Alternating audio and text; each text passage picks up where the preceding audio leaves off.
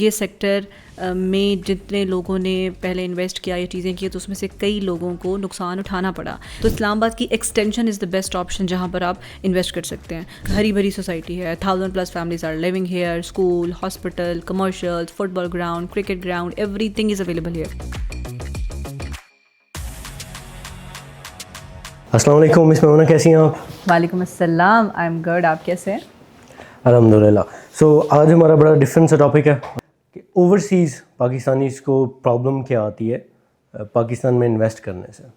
Overseas Pakistani की I think main problem ये होती है कि आपने जगह नहीं देखी होती, आपको सिर्फ कानों सुनी बातों पर भरोसा करना पड़ता है। सो आई थिंक ये उनका प्रॉब्लम होती है कि मैं जिससे बात कर रहा हूँ, क्या वो बात जो मैं सुन रहा हूँ वो ठीक भी है या नहीं है। क्योंकि आपको पता है कि पाकिस्तान में डिफरेंट सेक्टर्स हैं, बट रियल स्टेट का सेक्टर कहीं पे भी वाहिद एक ऐसा सेक्टर है, कहीं पे भी, not in Pakistan but all over the world, ये एक ऐसा सेक्टर है जहाँ पर आप अगर फ्रॉड करना चाहो तो बड़े आसानी से कर सकते हैं। और हमारे पाकिस्तान की अगर हम बात करें तो बदकिस्मती से ये सेक्टर में जितने लोगों ने पहले इन्वेस्ट किया या चीज़ें की तो उसमें से कई लोगों को नुकसान उठाना पड़ा।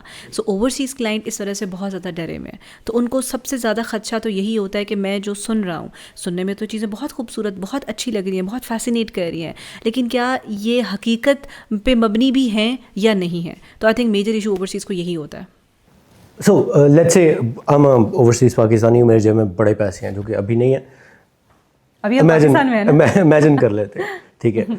और मैं पाकिस्तान में इन्वेस्ट करना चाह रहा हूँ क्योंकि कहा जाता है कि रियल एस्टेट सबसे ज़्यादा स्टेबल फील्ड है, स्टेबल सेक्टर है टू इन्वेस्ट इन। तो मेरे लिए कोई एक चेक लिस्ट बताएं कि ये भी ठीक हो, ये भी ठीक हो, ये भी ठीक हो, ये भी ठीक हो, then I should invest there. I think आपको 3 पॉइंट्स ऐसे होने चाहिए जिस पे आपको जिस पे आपको चेक करना चाहिए। नंबर 1, जिस प्रोजेक्ट में या जहाँ पर आप इन्वेस्ट कर रहे हैं उसकी लोकेशन। नंबर 2, क्या वो NOC अप्रूव्ड है। और नंबर 3, जिस टीम से आप परचेज़ कर रहे हैं, जिस एजेंट से आप बात कर रहे हैं, क्या वो टीम रिलायबल है या नहीं है। आई थिंक ये तीनों पे जब आप सेटिस्फाई हो जाएं तो आपको इन्वेस्ट करना चाहिए। राइट। तो कुछ लोकेशंस हम इन तीनों को डिस्कस कर लेते हैं, how like significant these things are.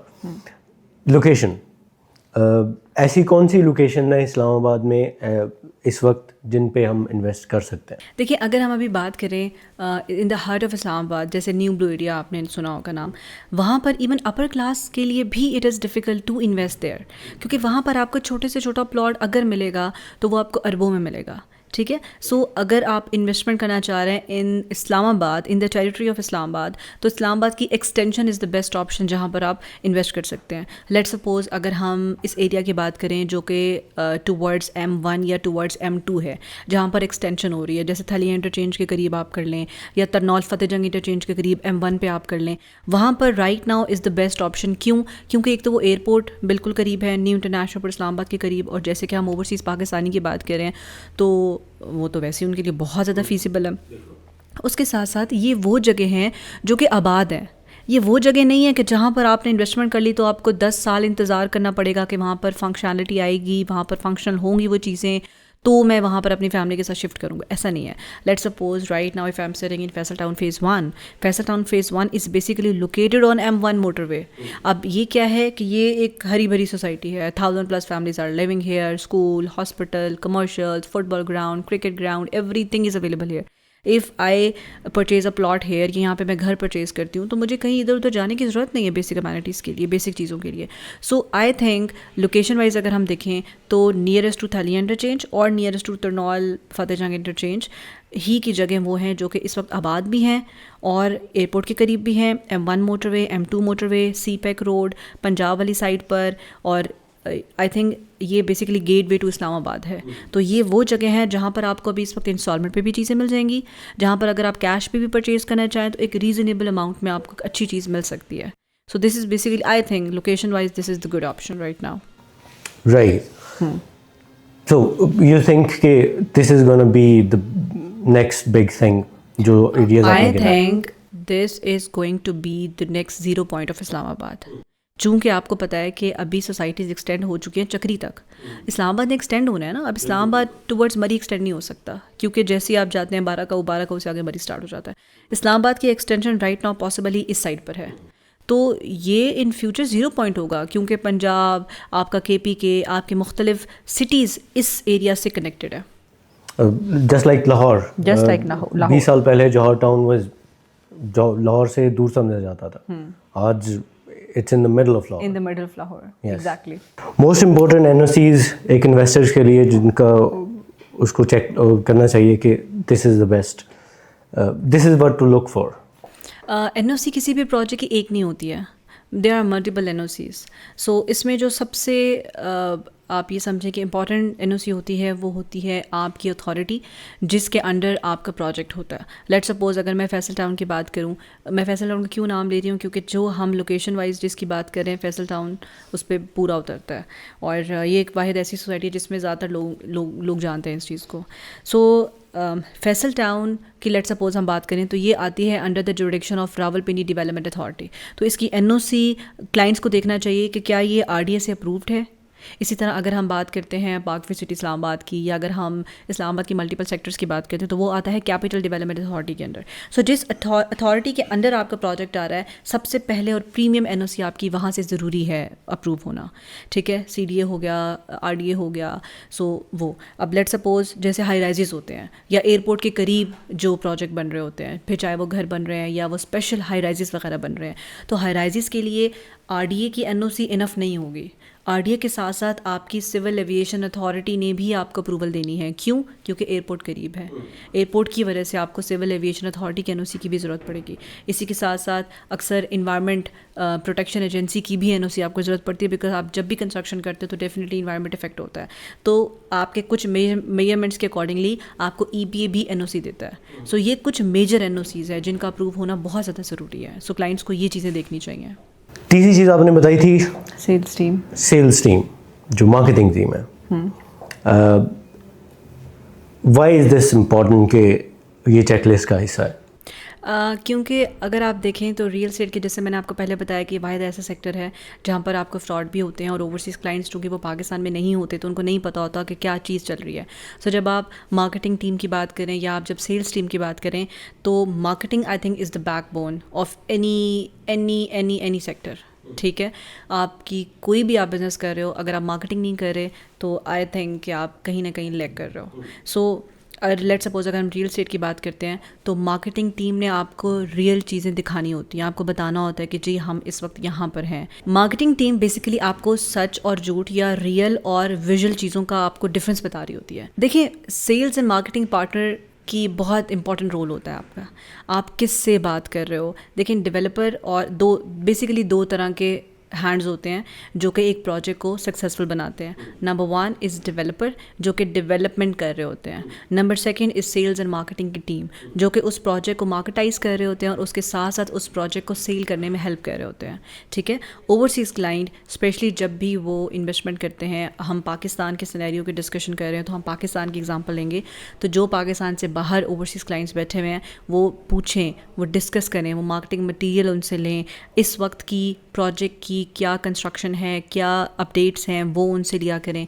उसके साथ साथ सेल्स टीम से जब वो बात करें तो उनको अपनी सारी बेसिक नो हाउ होनी चाहिए कि वो प्रोजेक्ट के हवाले से जो वो पूछें। लेट सपोज अगर मैं 50,000 रुपये अभी ऑनलाइन इन्वेस्ट कर रही होंगी बगैर देखे कोई चीज़, तो definitely I will be having a lot of questions. जब तक वो सिली क्वेश्चन भी मेरे माइंड में होगा, मैं उससे सेटिस्फाई नहीं होंगी तो मैं कभी भी पेमेंट सेंड नहीं करूँगी। सो आपको आई थिंक जितने भी क्वेश्चंस होते हैं वो आपको एक सेल्स एजेंट से पूछने चाहिए, सेटिस्फेक्शन आपको पहले करनी चाहिए। साथ साथ मार्केटिंग टीम को आप देखें कि वो आपको किस तरह की चीज़ें प्रोवाइड कर रहे हैं, अप टू डेट चीज़ें प्रोवाइड कर रहे हैं, अप टू द मार्क चीज़ें प्रोवाइड कर रहे हैं, उनका लेवल क्या है, वो एक ब्रांड है नहीं है क्या, ये तमाम चीज़ें बहुत ज़्यादा मैटर कर रही होती हैं, ठीक है। और दूसरी चीज़ ये है कि देखें, मैं हमेशा अपनी टीम को भी एग्जांपल देती हूँ कि आप जब कोई लोकल चीज़ लेते हैं ना, लेट सपोज रावलपिंडी में राजा बाज़ार का सबको पता होगा, आप राजा बाज़ार वाली शॉप्स में जाकर जब कोई चीज़ ख़रीद रहे होते हैं तो आपको उन शॉपकीपर्स का भी आपको आइडिया होगा कि वो शॉपकीपर्स किस तरीके से आपको डील कर रहे होते हैं। इसी के साथ साथ जब आप सेंटोरस या गीगा मॉल में जाकर कोई चीज़ परचेज़ करते हैं तो आपको उन सेल्स एजेंट का भी पता होता है कि वो आपको किस तरीके से मुखातिब कर रहे होते हैं, किस तरह आपको चीज़ें दिखा रहे होते हैं। तो देयर इज़ डिफरेंस। जब आप किसी एजेंट से फ़ोन के ऊपर बात कर रहे होते हो तो उस एजेंट के बात करने के तरीके से ही आपको समझ आ जाती है कि ये कितना बड़ा ब्रांड है। सो क्लाइंट्स को थोड़ा सा आंखें खोलनी चाहिए, क्लाइंट को इन तमाम चीज़ों को देखना चाहिए कि वो किससे बात कर रहे हैं, अगला बंदा क्या बात कर रहा है, आप ए पूछ रहे हो वो बी का आंसर कर रहा है। तो ये तमाम चीज़ें ऐसी होती हैं जो कि कनेक्शंस होते हैं, जो बेसिकली पॉइंट्स होते हैं जो आपको फर्दर येस नो करने में हेल्प आउट करते हैं। आपने तीसरे नंबर पे मार्केटिंग एंड सेल्स को रखा है। मार्केटिंग टीम बेसिकली जो प्रोडक्ट बेच रही होती है, तो वाई इज़ दैट इम्पॉर्टेंट कि सिर्फ डेवलपर पे भरोसा क्यों नहीं किया जा सकता? क्योंकि डेवलपर का काम है एक चीज़ को डेवलप करना। आपका जो इंटरेक्शन होता है वो डायरेक्ट इंटरेक्शन आपका मार्केटिंग सेल्स टीम के साथ होता है। You don't know about developer. आपको एक एजेंट से आप बात करें जो कि सेल्स एंड मार्केटिंग से बिलोंग कर रहा है, तो इसीलिए मार्केटिंग टीम का रिलायबल होना बहुत ज़्यादा ज़रूरी है। एक होती है सेल्स सर्विसेज, वो आपको कोई भी प्रोवाइड करता है। एक होती है आफ्टर सेल्स सर्विसेज, जो आपको एक ऑथेंटिक और एक अच्छी सेल्स एंड मार्केटिंग टीम ही प्रोवाइड कर सकती है। Let's suppose if I talk about myself, तो I am having more than 10 years of experience in the real estate. मेरे पाकिस्तान से ज़्यादा 99% जो मेरे क्लाइंट्स हैं वो ओवरसीज़ क्लाइंट्स हैं, और आई थिंक 2017 के भी क्लाइंट्स अभी तक मेरे साथ कनेक्टेड हैं। क्यों? आफ्टर सेल सर्विसेज की वजह से।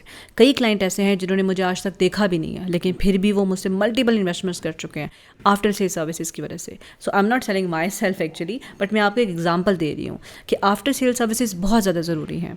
हम अक्सर ऑनलाइन शॉपिंग करते हैं, हमें जब आफ्टर सेल सर्विसेज ही नहीं मिलती कि हमारा पार्सल लेट हो गया है, हमारा पार्सल कब आ रहा है, जब वो आंसर ही नहीं कर रहे, कोई पार्सल में फॉल्ट आ गया है, हम उसको रिटर्न करवा रहे हैं, चीज़ें हो रही हैं। अगर हमें, मैं एक छोटी सी आपको एग्जांपल देती हूँ। मैंने लास्ट टाइम अपना हेयर कलर करवाया और वो हेयर कलर से मैं सेटिस्फाई नहीं थी। मैंने जो कलर उनको बताया था वो कलर एज सच नहीं आया था। मैंने उनसे कांटेक्ट किया, उन्होंने अपोलोजाइज़ भी किया, सॉरी भी किया, और उन्होंने वापस मुझे बुला के मेरी दोबारा से सारी सर्विसेज फ्री ऑफ कॉस्ट दोबारा से की। जब तक मैं सेटिस्फाई हुई उन्होंने तब मुझे ओके किया। अब उससे क्या हुआ, ना उनके कस्टमर ख़राब हुए, और उसके बाद मल्टीपल सर्विसेज मैंने दोबारा भी उनसे लॉन में जाके ली बिकॉज मैं सेटिस्फाई हो गई थी। ये होती हैं आफ्टर सेल सर्विसेज, वरना वो कह सकते थे कि भाई हमने अपनी तरफ से बेस्ट दिया, अब हम यही कर सकते हैं। सो ये बेसिकली डिफरेंस होता है एक अच्छी सेल्स एंड मार्केटिंग टीम का और normal sales and marketing team का, जो कि हर गली में आई थिंक 10 ऑफिस खुले हुए हैं। आई थिंक हमारी ये जो ब्रीफ सी डिस्कशन हुई है that would be really helpful for somebody जो कि एक्चुअली में इन्वेस्ट करना चाह रहे हैं और जिनकी जेब में पैसे भी होंगे, मेरे पास तो नहीं है अभी। So it's been great like always. Thank you miss Mamoona. Thank you Zeeshan. अस्सलाम वालेकुम। अस्सलाम वालेकुम।